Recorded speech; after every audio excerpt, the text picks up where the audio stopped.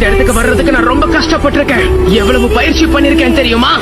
பலசாலி ஆகணுங்கிற ஒரே குறிக்கோளோட தனியா இருந்து பயிற்சி எடுத்திருக்கேன். என் கனவு நினைவாகணும். அப்படி நடக்கிற வரைக்கும் முயற்சியை கைவிட மாட்டேன். யாருடைய தயவுலையும் வாழ்றது எனக்கு பிடிக்காது.